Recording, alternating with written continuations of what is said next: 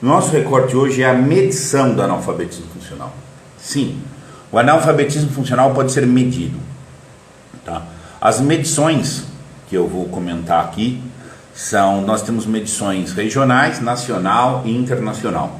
Tá? E mais ou menos todas confirmam, tudo caminha para a confirmação da nossa vivência. Nós temos vivência de encontrar analfabeto funcional diariamente, inclusive entre as pessoas ditas intelectualizadas. Tá? Entre os universitários, é assustador o nosso encontro com um advogado que não sabe advogar, que não sabe escrever, que não sabe falar, que não sabe interpretar um fato.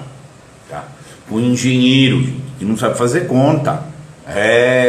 Com um contador que não sabe organizar coisas. Tudo funcional, gente buscando tarefinha, tal, esse tipo de coisa, inclusive entre os altamente escolarizados.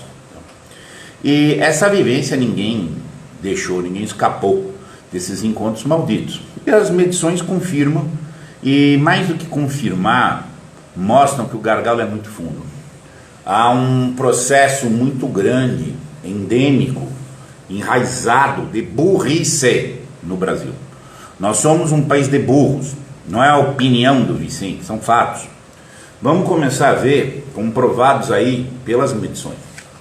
Vamos ver assim, algumas instituições ou programas que fazem medições do índice de analfabetismo funcional. Muitas vezes eles fazem a medição pelo aspecto do letramento, tá? Qual que é o grau de letramento, tá? A partir disso você infere os iletrados, evidentemente, tá? E faz comparações. A coisa é feia, tá, gente? É feia mesmo. A gente está falando aqui, evidentemente, de uma medição de letramento no sentido propriamente textual, mas disso aqui depois você tira a referência para os sentidos mais amplos dessa maldição chamada analfabetismo funcional. Vamos ver assim, o mais famoso e internacional é o PISA, Programa Internacional de Avaliação de Alunos, tá? Que o Brasil faz parte, tá? Temos também o The Learning Curve, o INAF, que é o Índice Nacional de Alfabetização Funcional, que é do Instituto Paulo Montenegro, e temos aqui em São Paulo o SARESP. O PISA, eu tenho um pouco de gargalinho com o PISA na definição deles de analfabetismo, de alfabetização, de letramento, mas mesmo assim os dados estatísticos são bons. O PISA diz que letramento em leitura refere-se à compreensão e utilização dos textos escritos, bem como a capacidade de contato com estes, suscitar a reflexão e envolvimento, a fim de alcançar um objetivo, desenvolver conhecimento e potencial, assim como participar da sociedade. Participar da sociedade, desenvolver conhecimento e potencial. Tá? E participar da sociedade, colocou tudo como adições.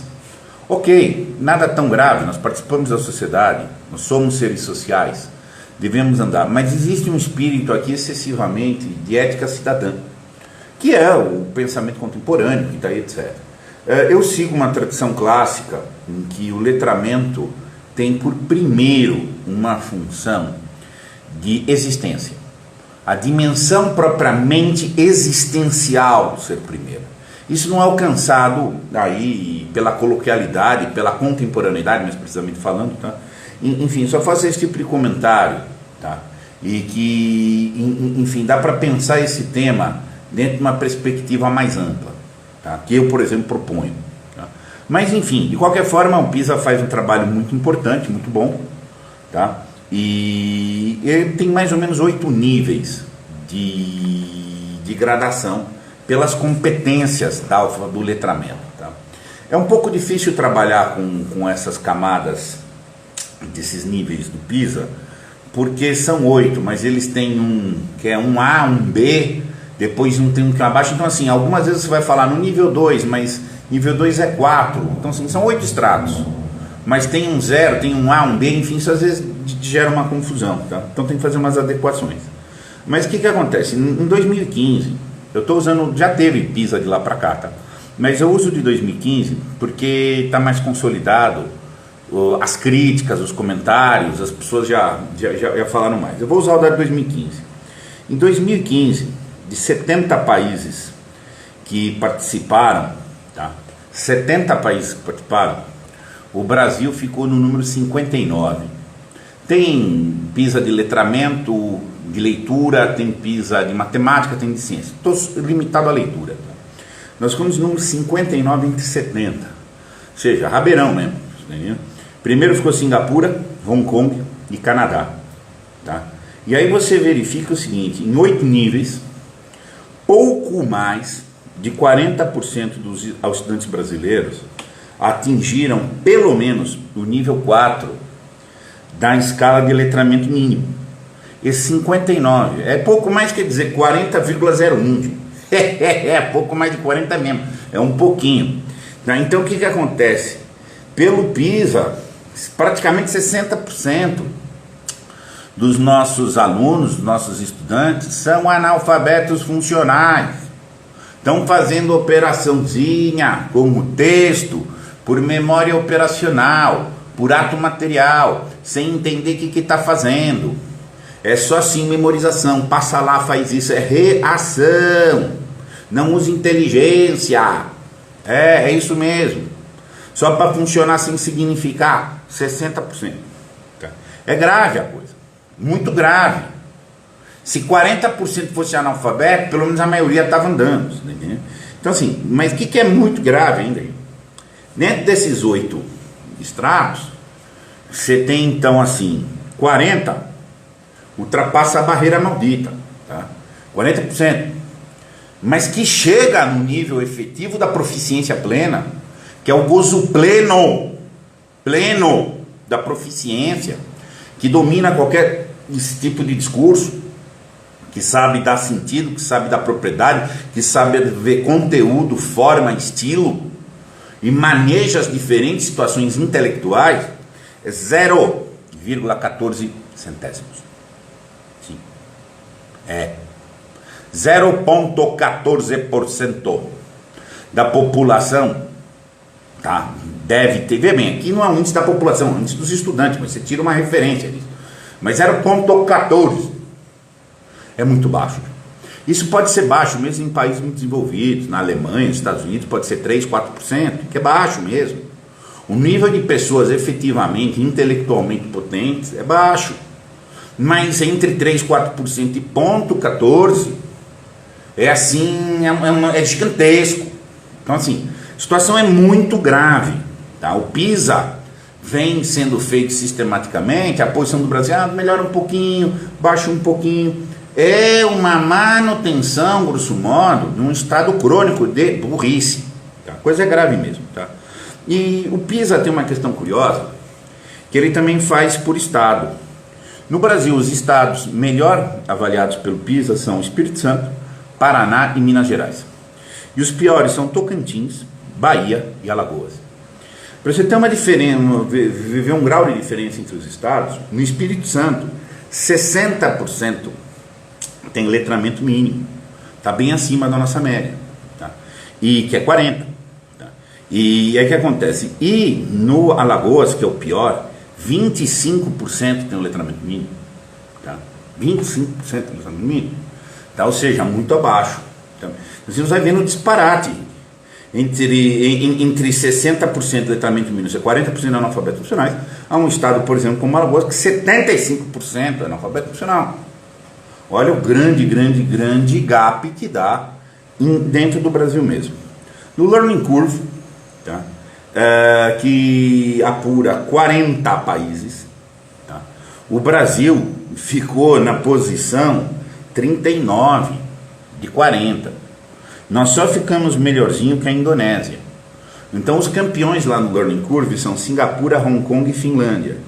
O Canadá, que é a posição 3 do PISA, fica em 5 do Learning Curve, que mostra que são exames razoavelmente confiáveis. Você tá entendendo? E olha só, no PISA, Singapura, Hong Kong, Canadá.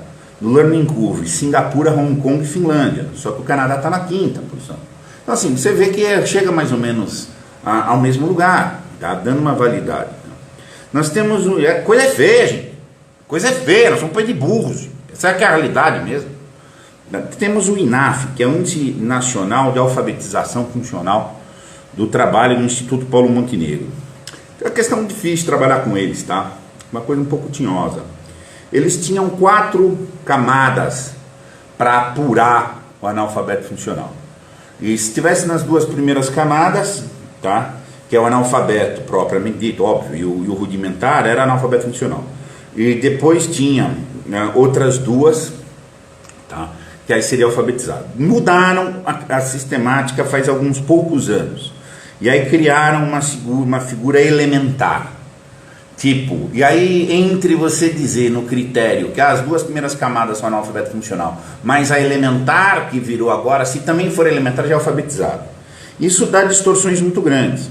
Se você vê a nova tabela, tá, você chega a uma situação que os analfabetos funcionais no Brasil seriam 29%, e 71% seriam alfabetizados funcionalmente. Porque mudou o critério, você está entendendo? Ameniza um pouco a situação brasileira, mas discrepa dos dados, você está entendendo? Discrepa dos dados internacionais, discrepa da vivência prática. Para você ver como se discrepa, na nova sistemática deles, 4% dos analfabetos, 4% dos universitários serão analfabeto funcional, que discrepa da evidência aí.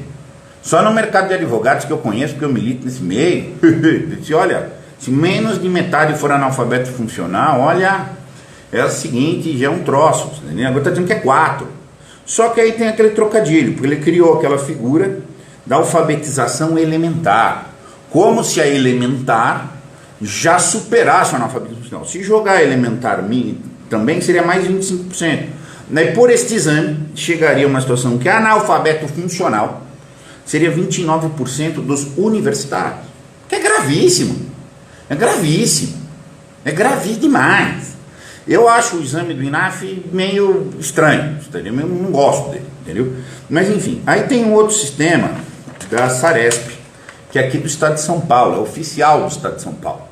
Tá? É o dado oficial, que bate muito mais propriamente com a realidade das avaliações internacionais. Tá? Olha só, na Saresp, que é o Sistema de Avaliação de Rendimento Escolar do Estado de São Paulo, em 2018, 45% dos alunos do nono ano, não sabiam identificar a finalidade de um texto.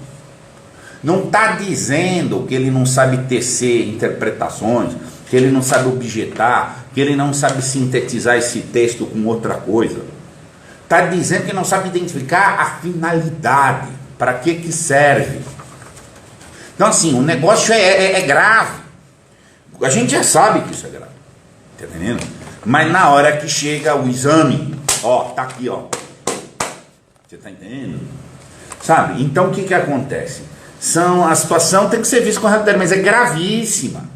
Nós somos um país de burros, burrice, falta de inteligência, nesse sentido mesmo, não desenvolvimento da humanidade, no sentido da condição de ser humano.